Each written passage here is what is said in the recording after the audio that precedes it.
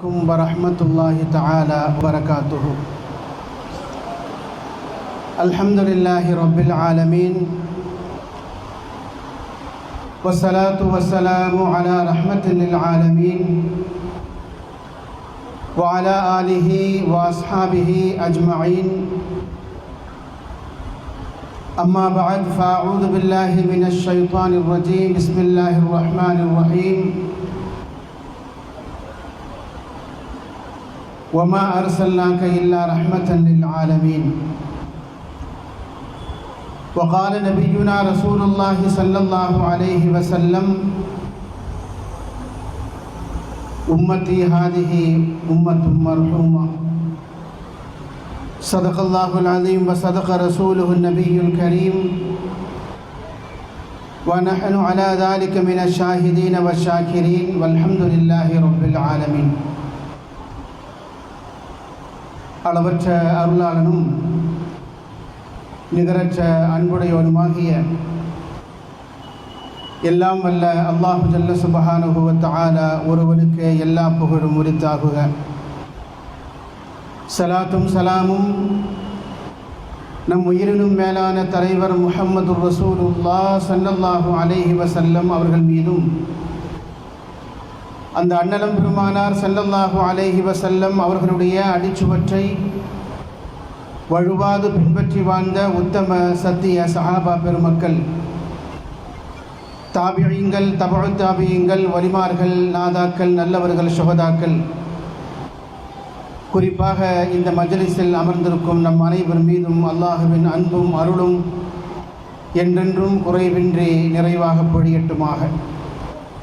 நாமெல்லாம் மரணிக்கும் நேரத்தில் அஷ்ஹது அல்லா இலாஹ இல்லல்லாஹ் வ அஷ்ஹது அன்ன முஹம்மதன் அப்துஹு வ ரசூலுஹு என்ற திருக்கலிமாவை உதட்டளவில் அல்ல உள்ளத்தால் மொழிந்து மரணிக்கும் நசீபை அல்லாஹ் நம் அனைவருக்கும் தந்துள் பாலிப்பானாக.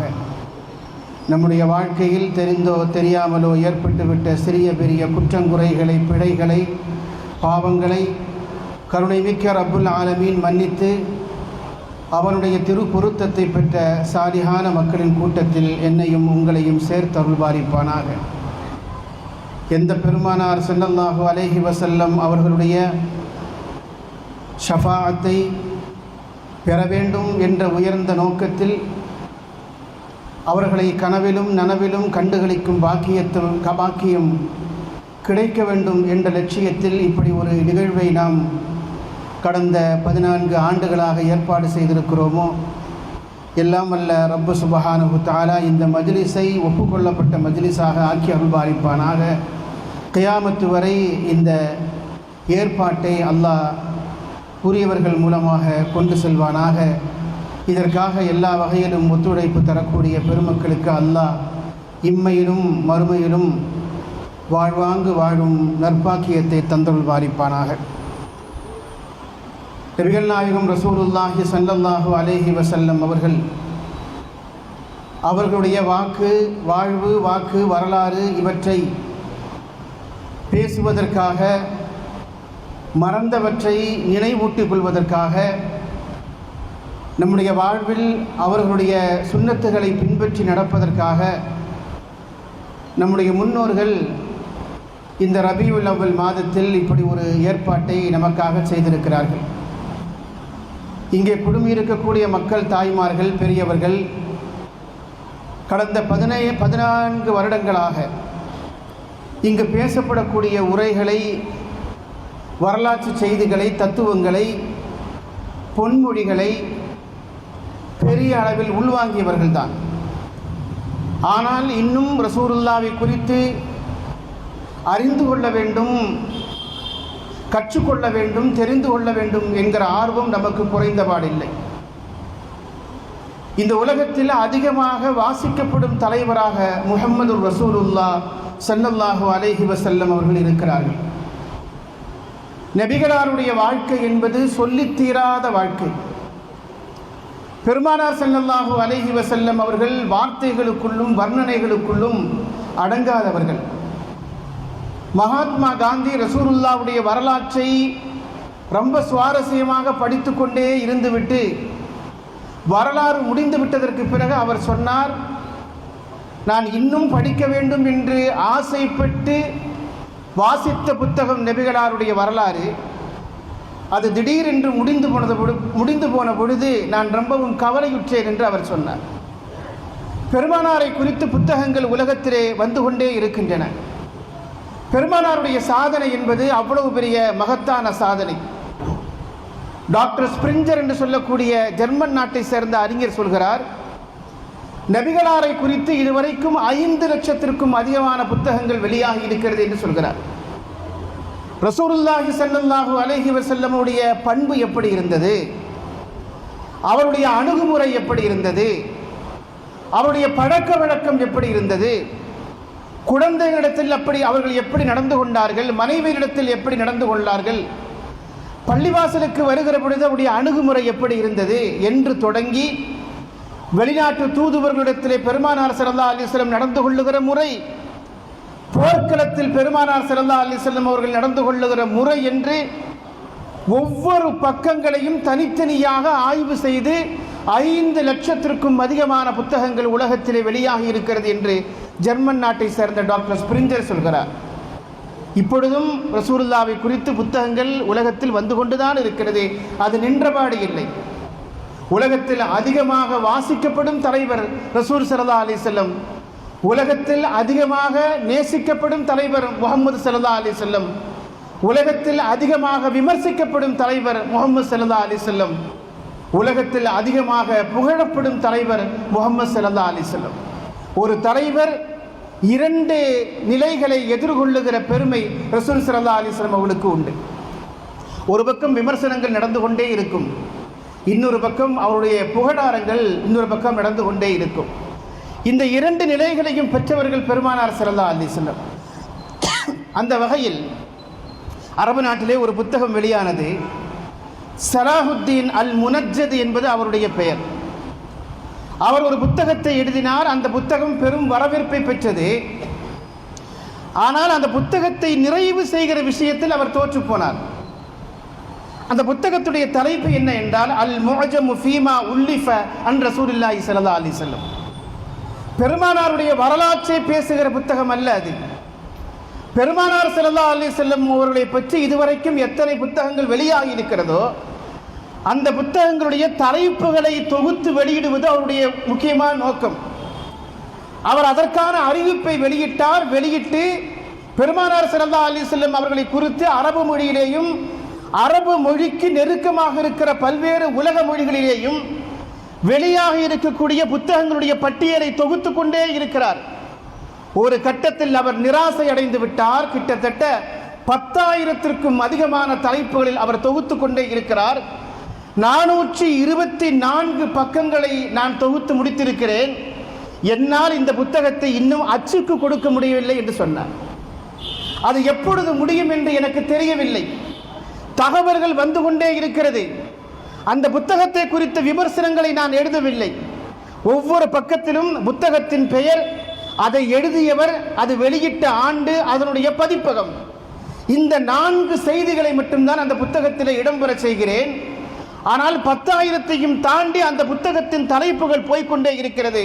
என்னால் அச்சுக்கு கொடுக்க முடியவில்லை என்கிற நிலை வந்த பொழுது, இனி வரக்கூடியதை நாம் 2வது பகுதியாக தொகுத்துக் கொள்ளலாம் என்று சொல்லி நான் முதல் பாகத்தை அச்சுக்கு கொடுக்கிறேன் என்று சொன்னார். பெருமக்களே, ஒரு இறை தூதரை பற்றி, ஒரு தலைவரை பற்றிய புத்தகம் ஆயிரக்கணக்கில் அல்ல லட்சக்கணக்கிலே எழுதப்பட்டு கொண்டே இருக்கிறது என்று சொன்னால் அந்த வாழ்க்கை எவ்வளவு மகத்தான வாழ்க்கை, எவ்வளவு உயரிய வாழ்க்கை, அந்த மகத்தான தலைவர் உருவாக்கி இருக்கிற சமூகம் எவ்வளவு உயர்ந்த சமூகம் என்பதை நாம் இன்றைக்கு இங்கே பார்க்க இருக்கிறோம். பெருமானார் ஸல்லல்லாஹு அலைஹி வஸல்லம் அவர்களை குறித்து, அவர்களை தொகுக்கிற விஷயத்தில், அவர்களை பேசுகிற விஷயத்தில் எல்லோரும் எல்லா இடத்திலேயும் தோல்விகளை ஒப்புக்கொள்ளத்தான் செய்திருக்கிறார்கள்.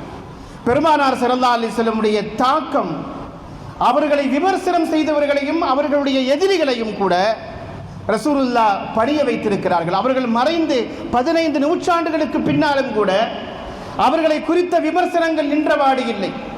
அவர்களை குறித்து கார்ட்டூன்கள் வரையப்படுகிறது, அவர்களை குறித்து கேலி சித்திரங்கள், கட்டுரைகள், மோசமான கட்டுரைகள் விமர்சிக்கப்படுகிறது, அவர்களை குறித்து திரைப்படங்கள் எடுக்கப்படுகிறது. ஆனாலும் கூட திரைப்படம் எடுத்தவன் எடுக்கிற பொழுது சந்தோஷமாக இருக்க முடியும், அவன் எடுத்து முடித்ததற்கு பிறகு அவனுடைய உள்ளத்தை பிடித்து உலுக்குகிற செய்தியை பெருமானார் ஸல்லல்லாஹு அலைஹி வஸல்லம் செய்கிறார்கள். அதனால்தான் ரசூலுல்லாவை விமர்சித்த ஒரு திரைப்பட கலைஞர், அவர் மேலை நாட்டிலே இருப்பவர், அவர் பெருமானார் ஸல்லல்லாஹு அலைஹி வஸல்லமுடைய தர்பாருக்கே சென்று மன்னிப்பு கேட்ட செய்திகளை நாம் பார்க்கிறோம்.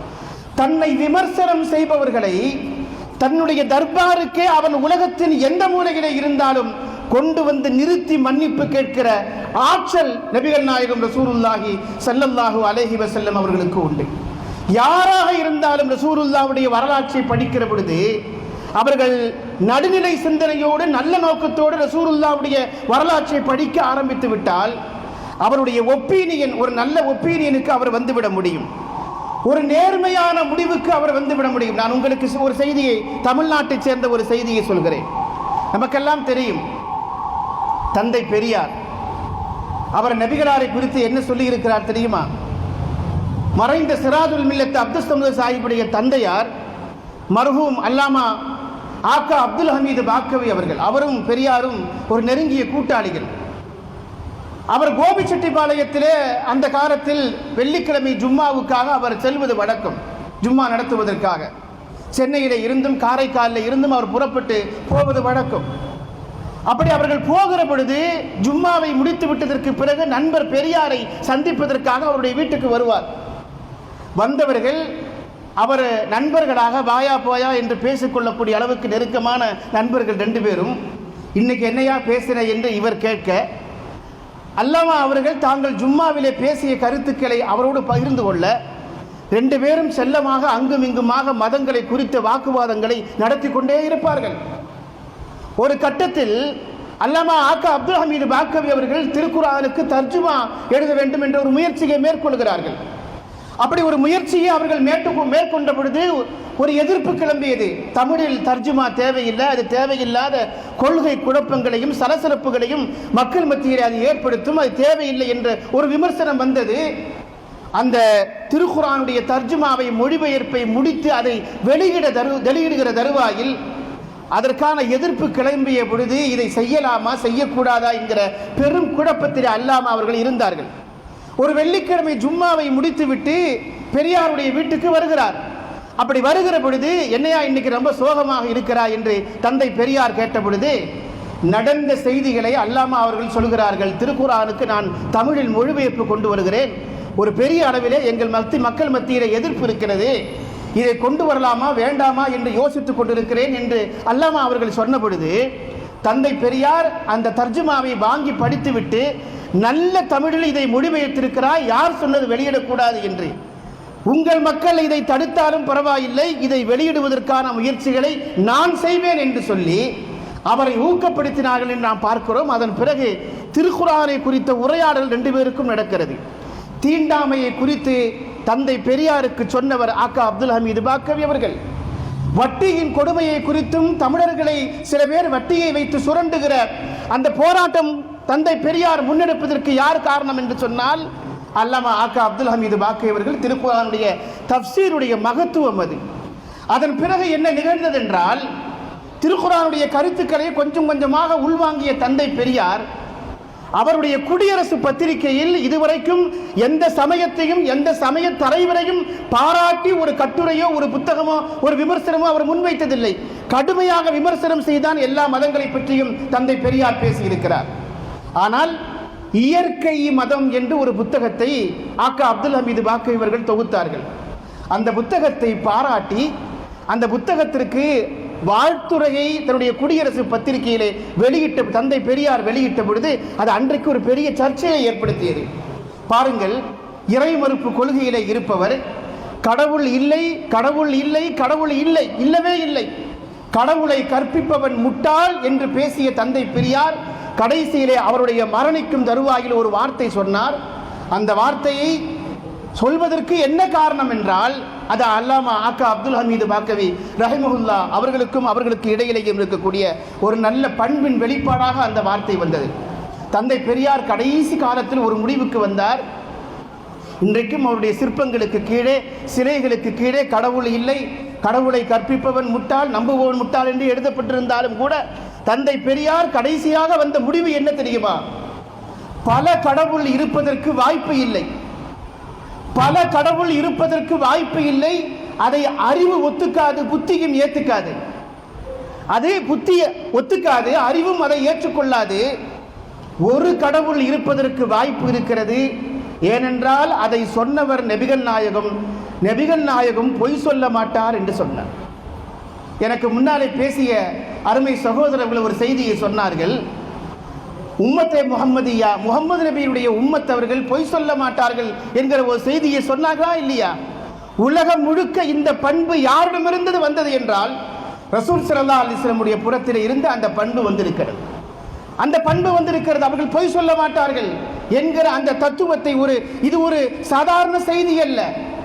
தத்துவியலாளர்கள், சிந்தனையாளர்கள், எல்லா மதங்களை குறித்தும் கரைத்து குடித்த பெருமக்கள், ஆய்வாளர்கள் சொல்லுகிற ஒரு பெரிய உண்மை என்ன என்றால், அவர் சொல்கிறார், ஒரு இறைவன் இருப்பதற்கு சாத்தியம் இருக்கிறது. அதை சொன்னவர் முகமது நபி. முகமது நபி ஒருபோதும் தன் வாழ்நாளில் பொய் சொன்னதில்லை என்று சொல்கிறார். இதை நாம் ஈமான் என்று எடுத்துக்கொள்வதா? இது எந்த முடிவு என்று நாம் எடுத்துக்கொள்வது? பெருமக்களே, அறிஞர் பெருமக்கள் ரசூலுல்லாஹ்வுடைய வாழ்வை படிக்கிற பொழுது அவரிடமிருந்து ஒரு நியாயமான ஒரு கருத்து வெளிப்படுவதை நாம் பார்க்க முடியும். நபிகள் நாயகம் ரசூலுல்லாஹி ஸல்லல்லாஹு அலைஹி வஸல்லம் அவர்கள் தாங்கள் எப்படி இருக்க வேண்டும், எப்படி வாழ வேண்டும் என்று நினைத்தார்களோ அப்படிப்பட்ட ஒரு உத்தம சமூகத்தை, உயர்ந்த சமூகத்தை இந்த உலகத்தில் நிகழ்த்தி காட்டினார்கள். அதற்காக பாடுபட்டார்கள், அதற்காக உழைத்தார்கள், அதற்காக கவலைப்பட்டார்கள், அதற்காக அல்லாஹ்விடத்தில் கையேந்தினார்கள், பிரார்த்தனை செய்தார்கள். இந்த உம்மத்தை பற்றிய கவலைதான் நபிகளாருடைய கவலையின் பெரும் கவலையாக இருந்தது என்று நாம் வரலாற்றிலே பார்க்க முடியும். என் கண்கள் மட்டும்தான் உறங்குகிறது, என் கல்வி விழித்துக் கொண்டே இருக்கிறது என்று சொன்னார்களே, அது இந்த உம்மத்திற்காக விழித்தது. இந்த உம்மத்து ஹிதாயத்தை பெற வேண்டும், அது வழிகேட்டில் சென்றுவிடக் கூடாது என்பதற்காக. உலகத்தில் எந்த தலைவராவது சொல்ல முடியுமா, என் கண்கள் விழித்திருக்கிறது, என் கல்பு உங்களுக்காக, என் கண்கள் மூடி இருக்கின்றன உறங்கும் பொழுது, என் கல்பு உங்களுக்காக விழித்திருக்கிறது என்று சொல்வதாக இருந்தால், அது இந்த உம்மத்தின் மீது தாங்கள் உருவாக்க நினைக்கிற அந்த கனவு சமூகம் எவ்வளவு சிறந்த சமூகமாக இருக்க வேண்டும் என்கிற தேட்டத்தின் வெளிப்பாடாகத்தான் ரசூல் ஸல்லல்லாஹு அலைஹி வஸல்லம் இந்த வார்த்தை இருப்பதை நாம் பார்க்க முடியும். பெருமானார் ஸல்லல்லாஹு அலைஹி வஸல்லம் அவர்களும் சரி, அவர்களுக்கு பின்னாலே வந்திருக்கக்கூடிய அவருடைய உம்மத்தவர்களும் சரி, இந்த உலகத்தில் ஒரு பெரும் செல்வாக்கை செலுத்திக் கொண்டே இருக்கிறார்கள். ரசூலுல்லாஹி ஸல்லல்லாஹு அலைஹி வஸல்லம் அவர்கள் ஒரு சிறந்த உம்மத்தை உருவாக்க வேண்டும் என்று எல்லா தலைவர்களும் கனவு கண்டதை போல கனவு கண்டார்கள், அதில் வெற்றியும் பெற்றார்கள். ஆனால் அந்த உம்மத்து நான் வாழும் காலம் வரை இருக்க வேண்டும் என்று எதிர்பார்க்கப்பட்ட உம்மத்தல்ல, தனக்கு பின்னாலும் இந்த உம்மத்து வாழ வேண்டும், இப்படிப்பட்ட ஒரு சிறந்த சமூகமாக அது இருக்க வேண்டும் என்று நபிகள் நாயகம் ரசூலுல்லாஹி ஸல்லல்லாஹு அலைஹி வஸல்லம் சொன்னார்கள். இந்த உலகம் அராஜகத்திற்குள்ளே விடுகிற பொழுது, இந்த உலகத்தில் அநியாயங்களும் அக்கிரமங்களும் தலையெடுக்கிற பொழுது, இந்த உலகத்தில் மதுப்பழக்கமும் ஆபாசமும் இன்ன பிற சமூக அனாச்சாரங்களும் கொடிகொட்டி வாழ்கிற பொழுது, அதை தடுக்கிற சமூகமாக, அவர்களுக்கு நேர்வழியை சொல்லும் சமூகமாக, அவர்களுக்கு உயர்ந்த பண்பாட்டையும் கலாச்சாரத்தையும் கற்றுக் கொடுக்கிற சமூகமாக கியாமத்து வரை என் உம்மத்து இருக்க வேண்டும் என்று விரும்பினார்கள் ரசூலுல்லாஹி ஸல்லல்லாஹு அலைஹி வஸல்லம் அவர்கள். அதனால் தான் அவர்கள் வாழும் காலத்திலேயே தாங்கள் உருவாக்க நினைத்த சமூகத்தின் அந்த காட்சியை பார்த்துவிட்டு சென்றார்கள். அவர்கள் எந்த சமூகத்தை வெற்றி பெற்ற சமூகமாக, உயர்ந்த சமூகமாக பார்க்க வேண்டும் என்று விரும்பினார்களோ, தங்கள் வாழ்க்கையின் கடைசி கட்டத்தில் அதை பார்த்தார்கள். நபிகள் நாயகம் ரசூலுல்லாஹி ஸல்லல்லாஹு அலைஹி வஸல்லம் அவர்கள் இந்த உலகத்தை விட்டு பிரிகிற அந்த கடைசி தருணங்களில் ரசூலுல்லாஹ்விற்கு பின்னாலே நின்று தொழ வேண்டும் என்று ஆசைப்பட்டு மஸ்ஜிதுன் நபவியில் திரண்டிருக்கிற மூமின்கள், சஹாபா பெருமக்களை பெருமானார் ஸல்லல்லாஹு அலைஹி வஸல்லம் அவர்கள் முஸல்லாவுக்கு வர முடியாமல் இமாமத் செய்ய முடியாத அந்த கட்டத்திலும் கூட தங்களுடைய வீட்டின் திரையை திறந்து பார்த்து பெருமைப்பட்டார்கள் இல்லையா?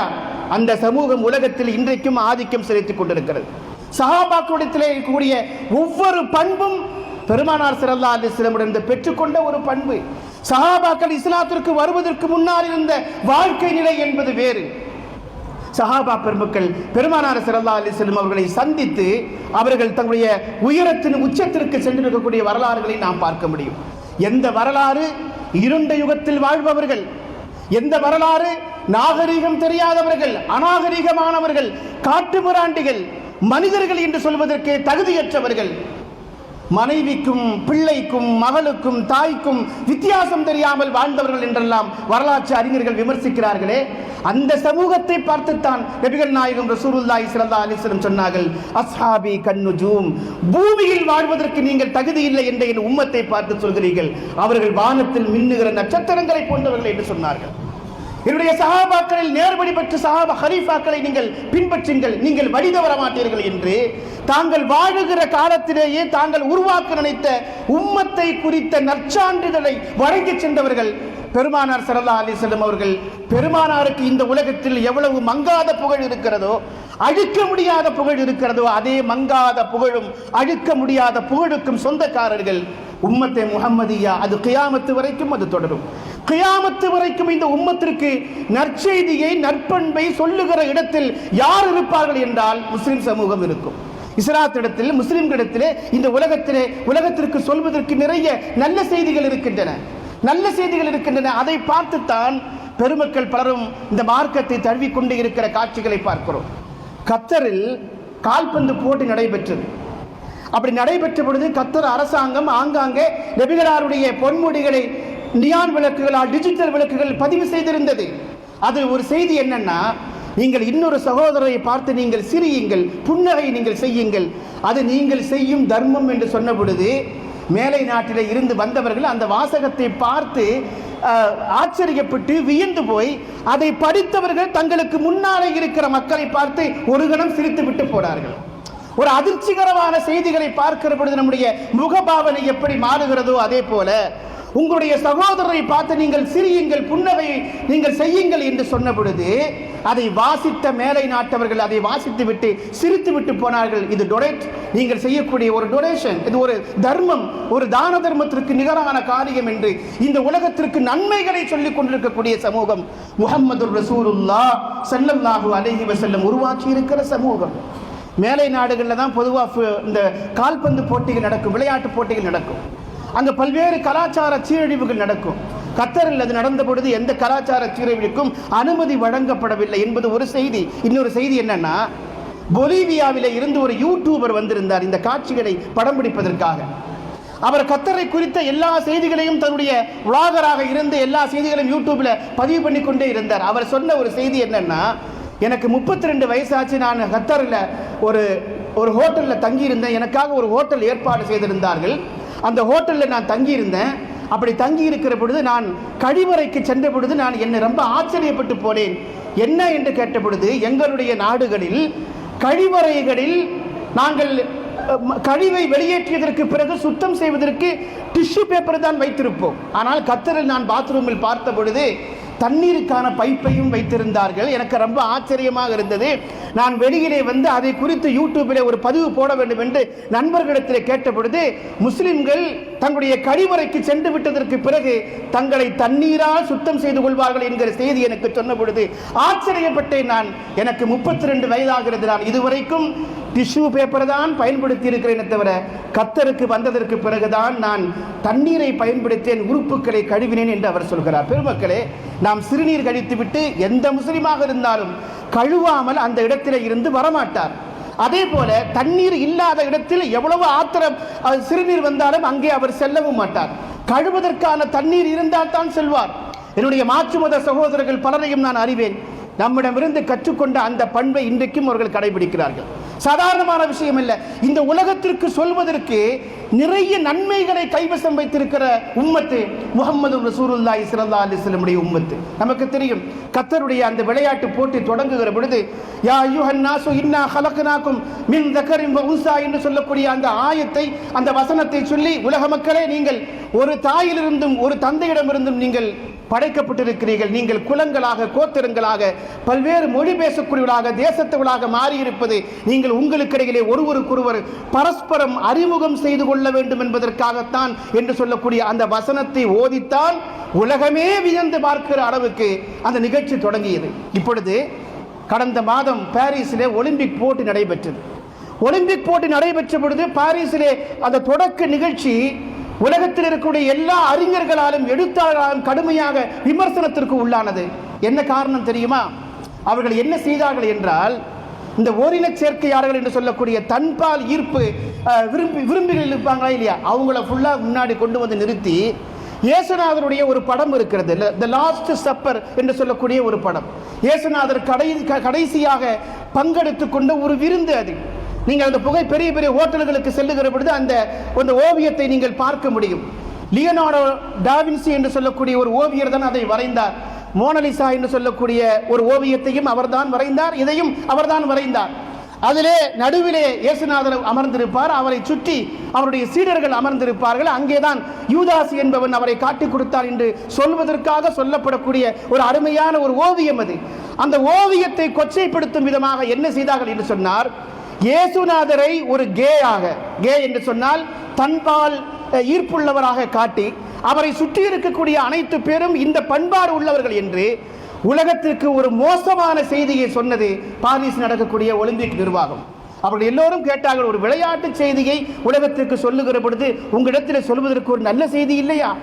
ஏன் இப்படி இந்த நிகழ்ச்சியை நீங்கள் கொச்சைப்படுத்துகிறீர்கள், ஏன் இப்படி நீங்கள் அசிங்கப்படுத்துகிறீர்கள் என்று கேட்டது கடும் விமர்சனத்திற்கு உள்ளானதை நாம் பார்க்க முடியும். பெருமக்களே, இந்த உலகத்திற்கு கியாமத்து வரை, உலகம் முடிகிற கடைசி நாள் வரைக்கும் நல்ல செய்திகளை சொல்லுகிற உம்மத்தாக இந்த உம்மத்தை முஹம்மதுன் ரசூலுல்லாஹ் ஸல்லல்லாஹு அலைஹி வஸல்லம் மிகச்சிறந்த ஒரு சமூகத்தை உருவாக்கி விட்டு சென்றிருக்கிறார்கள். அவருடைய தாக்கம் இந்த உலகத்தில் இருந்து கொண்டே இருக்கும். ஒரு செய்தி நான் உங்களுக்கு தாய்மார்களுக்காக சொல்கிறேன். கலிபோர்னியாவிலே ஒரு சின்ன பள்ளிக்கூடம், அந்த பள்ளிக்கூடத்தை புதிதாக கல்வியாண்டு முடிந்து புதிதாக திறக்கிற சந்தர்ப்பத்தில் எல்லா புதிய குழந்தைகளும் பள்ளிக்கூட வகுப்பறைக்கு வருகிறார்கள். அப்படி வருகிற பொழுது எல்லா சின்ன சின்ன குழந்தைகள் அவர்கள் முதலாக பெற்றோரை விட்டு பிரிந்து பள்ளிக்கூடத்துக்கு வருவார்கள். அப்படி வருகிற பொழுது சில குழந்தைகள் அழுது கொண்டே வரும், சில குழந்தைகள் அடம்பிடிக்கும், சில குழந்தைகள் நான் வீட்டுக்கு திரும்ப போகிறேன், அம்மாவை பார்க்க வேண்டும், அப்பாவை பார்க்க வேண்டும் என்று கதறி அழுவார்கள். நம்முடைய பள்ளிக்கூடங்களுடைய தொடக்க நாட்களில் நாம் இந்த காட்சியை பார்க்க முடியும். அது மாதிரி அந்த நர்சரி பள்ளிக்கூடத்துடைய தொடக்க நாளில் எல்லா குழந்தைகளும் ரொம்ப பயத்தோடும் அச்சத்தோடும் பதற்றமாகவும் உட்கார்ந்திருக்கிறார்கள். அப்பொழுது அந்த வகுப்பறையினுடைய ஆசிரியை அவர் என்ன செய்தார் என்றால், இந்த குழந்தைகளை சகஜ நிலைக்கு கொண்டு வருவதற்காக, அவருடைய பயத்தை போக்குவதற்காக அவரிடத்தில் பேச்சு கொடுக்கிறார். உங்களுடைய பேர் என்ன, உங்கள் அப்பா அம்மா பேர் என்ன, நீங்கள் எங்கிருந்து வர்றீங்க என்கிற எல்லா தகவல்களையும் கேட்டு விட்டுட்டு அந்த ஆசிரியை அந்த குழந்தைகளை பார்த்து கேட்டார், நீங்கள் எதிர்காலத்தில் யாராக வர வேண்டும் என்று கேட்டார். நீங்கள் எதிர்காலத்தில் யாராக வர வேண்டும், உங்களுடைய ஆம்பிஷன் என்ன, உங்கள் லட்சியம் என்ன என்று கேட்டார். நம்முடைய பள்ளிக்கூடத்தில் நம்முடைய ஆசிரியர்கள் நம்மிடத்தில் இப்படி கேட்பாங்களா இல்லையா, அது மாதிரி அந்த ஆசிரியை அந்த குழந்தைகளை பார்த்து கேட்டார். அப்படி கேட்ட பொழுது அந்த குழந்தைகள், ஒவ்வொரு குழந்தையும் நம்முடைய குழந்தைகளுக்கு நாம் எதை கற்றுக் கொடுக்கிறோமோ அதே போல அந்த தாய்மார்கள் கற்றுக் கொடுத்த அந்த செய்திகளை அவர்கள் சொன்னார்கள். நான் டாக்டராக வேண்டும், நான் இன்ஜினியராக வேண்டும், நான் சயின்டிஸ்ட் ஆக வேண்டும், நான் பைலட் ஆக வேண்டும், நான் இந்த நாட்டினுடைய அதிபராக வேண்டும் என்று ஒவ்வொரு குழந்தையும் பிரசிடென்ட் ஆக வேண்டும், பிரதமராக வேண்டும் என்று ஒவ்வொரு குழந்தையும் அந்த தங்களுடைய ஆம்பிஷனை, தங்கள் லட்சியத்தையே ஆசிரியரிடத்திலே சொல்லிக்கொண்டே இருந்தார்கள். அந்த கூட்டத்தில் ஒரு சின்ன குழந்தை, அது ஒரு சின்ன ஸ்கார்ஃப் ஒன்று போட்டுட்டு அந்த அரங்கத்தில் அந்த வகுப்பறையிலே உட்கார்ந்திருக்கிறது. அந்த குழந்தையிடத்திலே ஆசிரியை கேட்டார், நீ யாராக வர வேண்டும் என்று கேட்டார். நீ யாராக வர வேண்டும் என்று கேட்ட பொழுது அந்த குழந்தை சொன்னது, நான் சஹாபாவாக வர வேண்டும் என்று சொன்னது. நான் சஹாபாவாக வர வேண்டும் என்று சொன்ன பொழுது ஆசிரியை ஆச்சரியமடைந்தார், வியப்புக்கு சென்றார். ஏன்னா டாக்டர் தெரியும், இன்ஜினியர் தெரியும், சயின்டிஸ்ட் தெரியும், பைலட் தெரியும், பிரசிடென்ட் தெரியும், எல்லாமே தெரியும். ஹூ இஸ் சஹாபா, யார் இந்த சஹாபா, இந்த வார்த்தையே எனக்கு புதிதாக இருக்கிறது என்று அந்த ஆசிரியை கேட்ட பொழுது அந்த குழந்தை சொன்னது, ஐ டோன்ட் நோ சஹாபா but I know there are good people. அவர்கள் யார் என்று எனக்கு விரிவாக உங்களுக்கு சொல்ல தெரியாது, ஆனால் அவர்கள் நல்ல மக்கள் என்று அந்த குழந்தை சொன்னது. அவர்கள் நல்ல மக்கள், குட் பீப்புள், அவர்கள் நல்ல தலைமுறை என்று அந்த குழந்தை சொன்ன பொழுது வியப்பின் உச்சிக்கே சென்ற அந்த ஆசிரியை கேட்டார், உனக்கு இந்த செய்தியை யார் சொல்லிக் கொடுத்தது என்று கேட்டார். அப்பொழுது அந்த குழந்தை சொன்னது, என் தாய் தான் எனக்கு இந்த செய்தியை சொல்லிக் கொடுத்தார். எங்களுடைய வீடுகளில் நாங்கள் சஹாபாக்களுடைய சரித்திரங்களை, நபிகளாருடைய பொன்முடியை வாசிக்கும் பழக்கம் இருக்கிறது, எங்களுக்கு என்னுடைய தாய் தான் இந்த செய்தியை கற்றுக் கொடுத்தார் என்று சொன்னார். நாம் நம்முடைய குழந்தைகளுக்கு சொல்லிக் கொடுத்தரக்கூடிய ஒரு நல்ல செய்தி அந்த ஆசிரியருடைய வாழ்க்கையில எவ்வளவு பெரிய மாற்றத்தை கொண்டு வரும் என்று பாருங்கள். அவர் தன்னை அறியாமல் கேட்ட வார்த்தை, ஹூ இஸ் சஹாபா, யார் இந்த சஹாபா என்று கேட்டார் இல்லையா. அந்த சஹாபாக்குடைய வரலாற்றை படிக்க வேண்டும் என்ற ஆர்வம் அவருக்கு ஏற்பட்டது. அந்த கேள்வி அவருடைய உள்ளத்தை குடைந்து கொண்டே இருந்தது. அவர் உறங்கும் பொழுதும், நடக்கும் பொழுதும், சாப்பிடும் பொழுதும் அவரை குறித்த அந்த பேட்டி ஒன்று நியூ முஸ்லிம்ஸ் என்று சொல்லக்கூடிய ஒரு ஆங்கில பத்திரிகையில் வெளியான செய்தி. புதிதாக இஸ்லாத்திற்கு வரக்கூடியவர்கள் ஏன் வந்தோம் என்கிற செய்திகளை, அனுபவத்தை பேசக்கூடிய ஒரு பத்திரிகையில் வந்த செய்தி இது. அப்படி அந்த குழந்தை, அந்த ஆசிரியை, ஹூ இஸ் சஹாபா, யார் இந்த சஹாபா என்று அந்த கேள்வி கடை தொடுத்த அந்த நிலையில இருந்து சஹாபாக்களை குறித்து தெரிந்து கொள்ள வேண்டும், அறிந்து கொள்ள வேண்டும் என்றும் அமெரிக்காவில் இருக்கக்கூடிய இஸ்லாமிக் சென்டர்களுக்கு, நூலகங்களுக்கு சென்று சஹாபாக்களுடைய வரலாற்றை தேடி தேடி ஆர்வத்தோடு படிக்கிறார். அப்படி படிக்கிற பொழுது ரொம்ப அவர் ஆச்சரியப்பட்டார். சஹாபாக்களுடைய முந்தைய நிலை, அவர்கள் இஸ்லாத்திற்கு வருவதற்கு முன்பு, இஸ்லாத்திற்கு அவர்கள் ஈமான் கொண்டு வந்து மனித புனிதர்களாக மாறியதற்கு பிந்தைய வாழ்க்கையும் அவர்களுக்கு முந்தைய வாழ்க்கையும் படித்து பார்த்த பொழுது ரொம்ப ஆச்சரியப்பட்டார். 23 ஆண்டு கால சரித்திரத்தில் பெருமானார் ஸல்லல்லாஹு அலைஹி வஸல்லம் அவர்கள் அரேபிய தீபகற்பத்தில் எவ்வளவு பெரிய மாற்றத்தை ஏற்படுத்தினார்கள் என்கிற வரலாற்றை ரொம்ப ஆச்சரியத்தோடு பார்த்தார். நாமெல்லாம் 23 வயசுல நம்ம பிள்ளைய சரியா திருத்த முடியாது. நம்ம சொல் பேச்சு கேட்க மாட்டான். நம்ம பிள்ளைகள் நம்முடைய சொல் பேச்சை கேட்பதில்லை. நம்முடைய சொல் பேச்சை நம்முடைய வேலைக்காரர்கள், பணியாளர்கள் கேட்பதில்லை. அந்த டென்ஷன்லேயே பாதி வாழ்க்கை ஓடி போயிடும் இல்லையா? இன்றைக்கு நாம் அப்படித்தானே ஆகிவிட்டது. தந்தைமார்கள் பள்ளிவாசலுக்கு வருகிற பொழுது தனியாக சந்தித்து, என் பிள்ளை என் பேச்சை கேட்க மாட்டேங்கிறான், என் பையன் பள்ளிவாசலுக்கு வரும்போது ஹஜ்ரத் கொஞ்சம் அட்வைஸ் பண்ணுங்கிறான். நாம் பெற்ற பிள்ளை என்னுடைய அட்வைஸை தந்தை என்ற அடிப்படையில் கேட்கவில்லை என்று சொன்னால் அதை விடவும் ஒரு மோசமான தர்பியத்து வேறொன்று இருக்க முடியுமா? என் பிள்ளைக்கு நல்வழியை சொல்வதற்கு இன்னொருவரை தேடி கண்டுபிடிக்க வேண்டியிருக்கிறது. நம்முடைய வீட்டுக்கு யாராவது பெரியவர்கள், விருந்தினர்கள், நம்முடைய உறவுக்காரர்கள் வருகிற பொழுது பையனை கொஞ்சம் அட்வைஸ் பண்ணிட்டு போங்க, பிள்ளைகிட்ட கொஞ்சம் சொல்லிட்டு போங்க, நடவடிக்கை சரியில்லை என்று நாம் பேசுகிற காட்சியை பார்க்கிறோம். நம்முடைய ஆயுளில் நம்மை சார்ந்தவர்களை, நம்முடைய பிள்ளைகளை திருத்தி நல்வழிப்படுத்துவதற்கு நாம் ஒரு பெரிய போராட்டத்தை நடத்த வேண்டியிருக்கிறது. ஆனால் தீமைகளினுடைய படுகொடியில் விழுந்தவர்கள், பாவத்தினுடைய படுகொடிகள் விழுந்து கிடந்த ஒரு சமூகத்தை 23 ஆண்டு கால வரலாற்றில் இந்த உலகத்தின் அரசர்களாக, மன்னர்களாக, ரோல் மாடல்களாக, வானத்தில் மின்னுகிற நட்சத்திரங்களாக மாற்றி இருக்கிற பெருமை நபிகள் நாயகம் ரசூலுல்லாஹி ஸல்லல்லாஹு அலைஹி வஸல்லம் அவர்களுக்கு உண்டு. சஹாபாக்கள், மக்காவாசிகளை ரசூலுல்லாஹ் எப்படி மாற்றினார்கள் என்பதற்கு பெரிய உதாரணம் எல்லாம் ஒன்றும் தேவையில்லை. ஹஸரத் உமர் இப்னு கத்தாப் ரலியல்லாஹு தஆலாவுடைய ஒரு வரலாறு நமக்கு போதுமானது. உமர் ரலியல்லாஹு அவர்களே தன்னுடைய கடைசி காலத்தில் சொன்ன வார்த்தை, கடைசி காலத்தில் இந்த உலகத்தை எல்லாம் அவர்கள் விட்டு பிரிகிற அந்த கடைசி தருவாயில் சஹாபாக்களோடு அமர்ந்து பேசிக் கொண்டிருக்கிற பொழுது, நோஸ்டால்ஜியா என்று சொல்லுவோம், பழைய நினைவுகளை அசை போட்டு பேசிக் கொண்டிருக்கிற பொழுது உமர் ரலியல்லாஹு தஆலா கண்ணீர் சிந்தி சொன்னார்கள், என்னுடைய தந்தை என்னை பார்த்து அடிக்கடி சொல்வார், நீ ஆடு மேய்ப்பதற்கு கூட லாயக்கில்லாதவன் என்று. நீ ஆடு மேய்ப்பதற்கு கூட லாயக்கில்லாதவன் என்று என் தந்தையால் விமர்சிக்கப்பட்ட நான் தான் இஸ்லாத்தின் 2வது ஹலீஃபாவாக என்னுடைய ஹபீப் ஸல்லல்லாஹு அலைஹி வஸல்லம் அவர்கள் என்னை மாற்றினார்கள். நான் இஸ்லாத்திற்கு வர வேண்டும், நான் ஈமான் கொள்ள வேண்டும், நான் மூமினாக மாற வேண்டும் என்று என்னுடைய நபி என்னை குறித்து கவலைப்பட்டார்கள். இறைவன் எனக்கு அந்த தௌஃபீகை தந்தான் என்று பழைய நினைவுகளை ஹஸரத் உமர் இப்னு கத்தாப் ரலியல்லாஹு தஆலா பேசுகிற வார்த்தைகளை நாம் பார்க்கிறோம்.